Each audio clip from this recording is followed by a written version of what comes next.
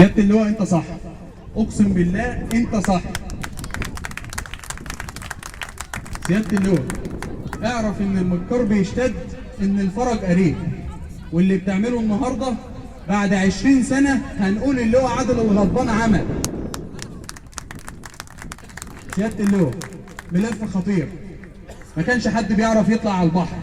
يا سيادة اللواء النهارده بتطلع الناس على البحر، الناس النظيفة قبل الناس اللي مش كويسة، الناس الكويسة بطلت تطلع على البحر. اقسم بالله ملف تطوير الشاطئ كلنا نفتخر بيه يا سيادة اللواء. ملف الاسكان وهو الملف الشائك، الملف الشائك اللي كلنا يمكن اتكلمنا فيه اول ما جينا، وما عرفتوا ان المحافظ موجود عايزين تتكلموا فيه.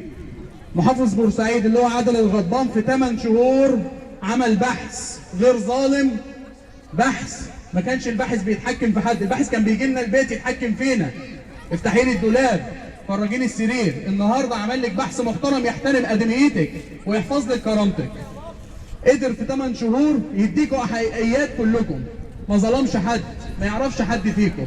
شكرا عشان الملف الشائك ده سيادة اللواء.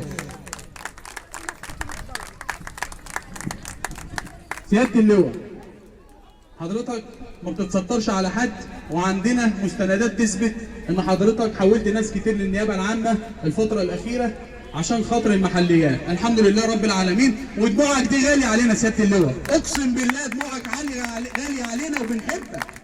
والله يا سياده اللواء بنحبك. سياده اللواء سيدنا محمد عليه الصلاه والسلام محدش اتفق عليه، كان بيتحارب.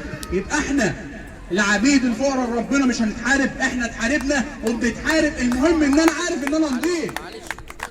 واخيرا يا جماعه